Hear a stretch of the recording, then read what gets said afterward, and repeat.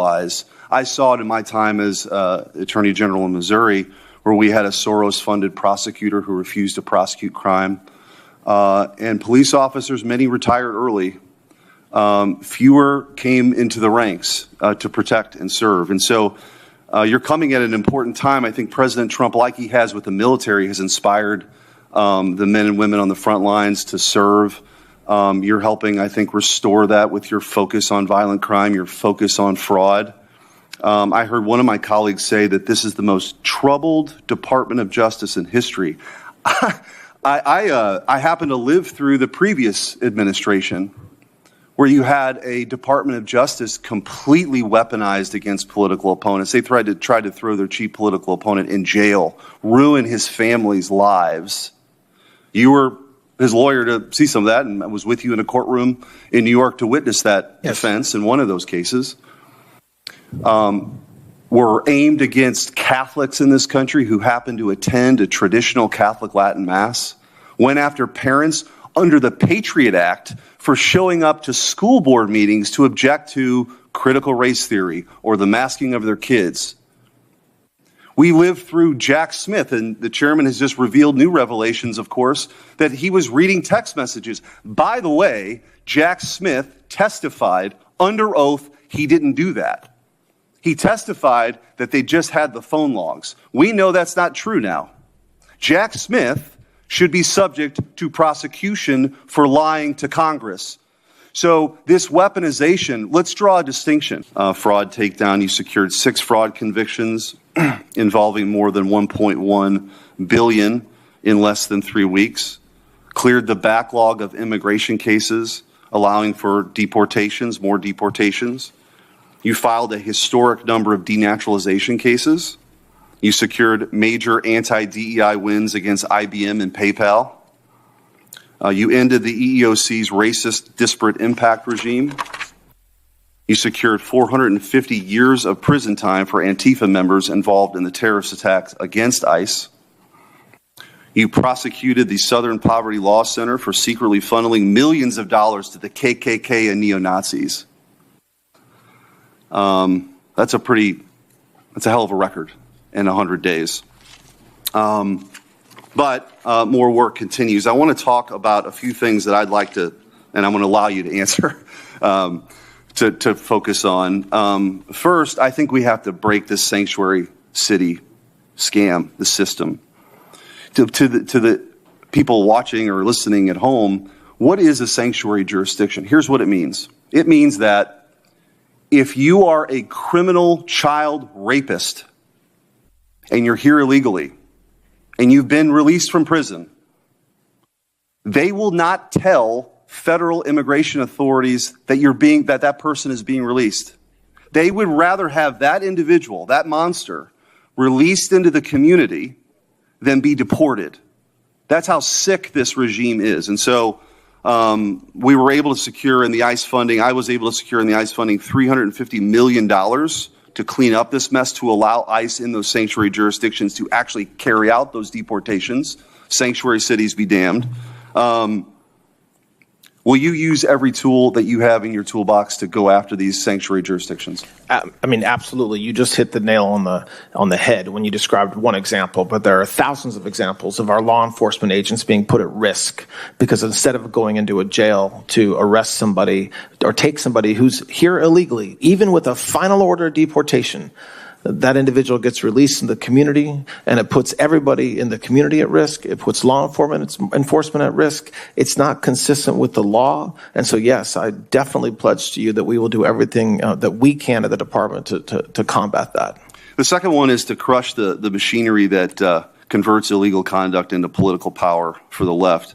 And I'm talking about the racial gerrymandering, the straw donations, foreign money, identity theft, fraudulent online contributions, the nonprofits that finance extremism while lying to their donors. Will you enforce the Constitution and Voting Rights Act against unlawful racial gerrymandering and investigate credible evidence of straw donations, foreign contributions, identity fraud, and other illegal activity through ActBlue or other fundraising platforms? Yes, of course, Senator, yes. Thank you.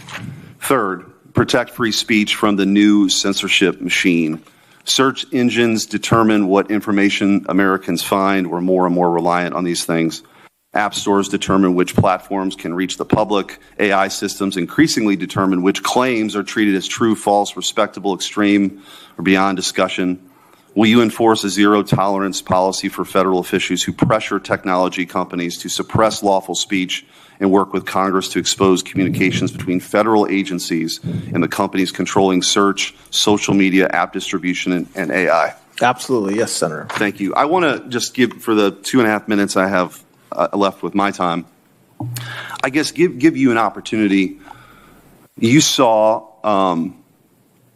what happened to the Department of Justice under Merrick Garland and the dirtbag Jack Smith and under Joe Biden's regime. What lessons do you draw from that? The biggest one is that the Department of Justice belongs in the business of protecting our communities. And so when I talked about during my opening statement about bringing the violent crime rates down and combating fraud and going after the fentanyl crisis in this country, that's the lesson I learned, is that we do not need to be spending millions and millions of dollars, bringing hundreds and hundreds, if not thousands of prosecutors to D.C.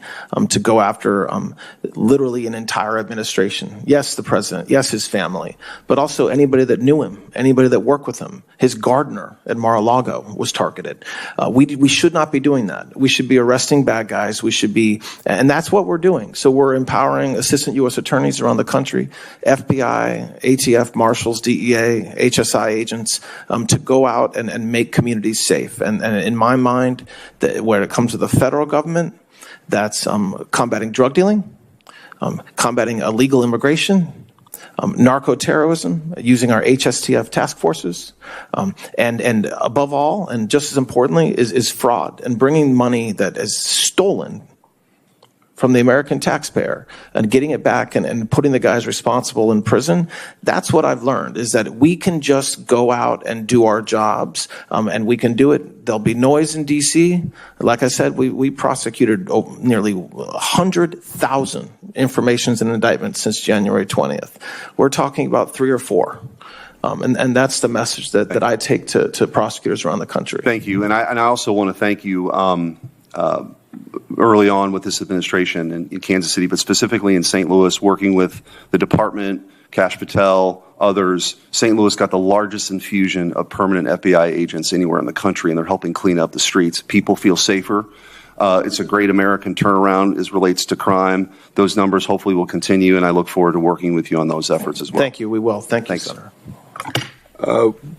Before we take this 15-minute break, I wanted to say that from 12:30 till 1, I'll be in the Capitol to vote. Another Republican will chair the meeting, so we're going to go on through the noon hour. And so we'll take a break now, and we'll be back at 11:45, and Senator Blumenthal will be the first person to ask questions.